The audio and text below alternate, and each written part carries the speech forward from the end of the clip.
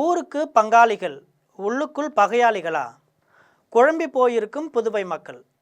இது பற்றி ஜெம் தொலைக்காட்சி வழங்கும் சிறப்பு செய்தி தொகுப்பை தற்பொழுது பார்க்கலாம்.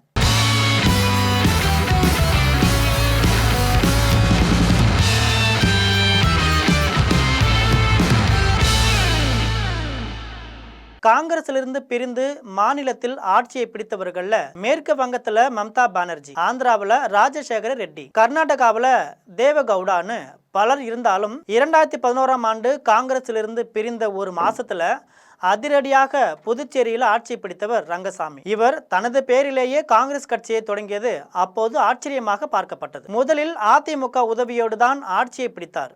ஆனா இரண்டாவதாக தனியாக நின்று அவர் ஆட்சி அமைச்சார். பெருந்தலைவர் காமராஜர் மேல ரொம்ப பக்தி கொண்டவர். காமராஜரை போல எளிமையான ஆடைகளை அணிந்து 2 சக்கர வாகனத்துல சட்டமன்றத்திற்கு வந்து எல்லோரு கவனத்தையும் தனது பக்கம் ஈர்த்தார். தோட்டத்துல மட்டுமல்ல, மக்களிடத்தில் இடைவெளி காட்டாமல் நெருக்கமாக பழகினார். புதுவை சரித்திரத்துல பல ஏற்றத்தாழ்வுகளை பார்த்து வந்த அவரு 2021 தேர்தலில் பாஜக அதிமுகவுடன் கூட்டணி அமைத்து ஆட்சியை பிடிச்சார். இந்த தேர்தலில் பழைய கூட்டாளிகளான பாஜக, அதிமுக மற்றும் புதுசா வந்திருக்கிற லட்சிய ஜனநாயக கட்சியை ரங்கசாமி கைகோர்த்திருக்கிறார். புதுவையில மொத்தம் இருக்கிற 30 தொகுதிகளில் ரங்கசாமியின் என்ஆர் காங்கிரஸ் 16 தொகுதியிலும், பாஜக 10 தொகுதியிலும், அதிமுக 2 தொகுதியிலும், லட்சிய ஜனநாயக கட்சிக்கு 2 தொகுதியிலும் போட்டி போடுறாங்க. அதே நேரம் இந்தியா கூட்டணியில தொகுதி பங்கீடு குழப்பத்திலேயே இப்ப வரைக்கும் நீடிக்குது.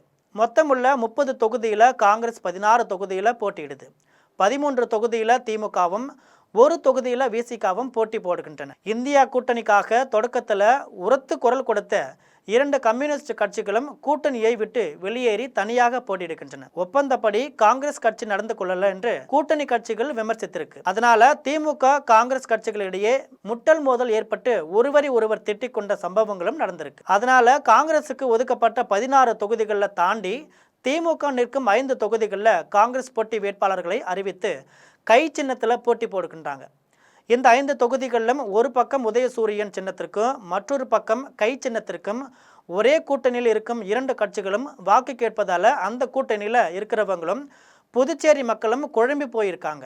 எந்த மாநிலத்திலும் நடக்காத இந்த மாதிரியான கூத்து புதுச்சேரியில் நடக்குதுன்னு அரசியலே தெரியாத பாமர மக்களே கிண்டலெடுத்து வராங்க. இது மட்டுமல்ல, இந்தியா கூட்டணியில் இருக்கும் விடுதலை சிறுத்தை கட்சிக்கு ஒரே ஒரு தொகுதி ஒதுக்கப்பட்டிருக்கு. அந்த தொகுதியிலும் காங்கிரஸ் கட்சியினர் போட்டி வேட்பாளரை போட்டு ஓட்டு கேட்டு வலம் வராங்க. இந்தியா கூட்டணி இப்படி செதறி போயிருப்பது பாஜகவிற்கு தான் லாபம். அந்த தலைமையிலான கூட்டணி மீண்டும் ஆட்சிக்கு வருவதற்கு வழிவகுக்கும் என்கிற விஷயம் காங்கிரசுக்கு தெரியலையே என்கிற அந்த மாநில மக்கள் விமர்சித்து வராங்க. அதனால இந்தியா கூட்டணியில் இருக்கும் விசிக, காங்கிரஸ் கூடுதலாக போட்டி போடும் 4 தொகுதிகளிலும் அதற்கு எதிரான பிரச்சாரத்தை தீவிரப்படுத்தினாங்க. சில நாட்களுக்கு முன்ன புதுச்சேரிக்கு வந்த காங்கிரஸ் கட்சியின் பொதுச் செயலாளர் முகுல் வாஸ்னிக், நாங்க கூடுதலாக போட்டியிடும் தொகுதியில எங்களுக்கு எதிராக பிரச்சாரம் செய்யாம ஆதரவு கொடுங்கன்னு விசிகாவினரை கேட்டதால காங்கிரசுக்கு எதிரான பிரச்சாரத்தை விசிக நிறுத்தி கொண்டது. அப்படி என்றால் காங்கிரஸ் தலைமைக்கு தெரிந்தே கூட்டணி தர்மத்தை மீறி கூடுதலான தொகுதிகளில் போட்டி போட்டு தங்கள் தலையில மண்ணை அள்ளி போட்டுக் கொள்வது வேடிக்கையாக இருக்கு. இதனிடையே நடிகர் விஜயின் கட்சி மொத்தமுள்ள 30 தொகுதியில 28 தொகுதியிலும், அவருடன் கூட்டணி அமைச்சிருக்கும் நேயம் மக்கள் கட்சி 2 தொகுதியிலும் போட்டி போடுது. சீமானின் கட்சி 28 தொகுதிகளை தனித்து போட்டி போடுது. யூனியன் பிரதேசமான புதுச்சேரியில 20 வாக்குகள் வித்தியாசத்துல வேட்பாளர்கள் வெற்றி பெற்ற பல சம்பவங்கள் நடந்திருக்கு.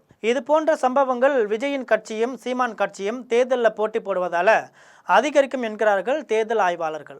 புதுவையில் ஆட்சியை இழந்து 15 ஆண்டுகளாகியும் கிராண்ட் ஓல்ட் பார்ட்டி என்கிற பெருமையா கூறிக்கொள்ளும் காங்கிரஸ் கட்சிக்கு இது போன்ற நுண் அரசியல் தெரியாமல் இருப்பது ஆச்சரியம் அளிக்கிறது. இது போன்ற செய்தியை தெரிந்து கொள்ள ஜெம் தொலைக்காட்சியுடன் தொடர்ந்து இணைந்திருங்கள். நன்றி, வணக்கம்.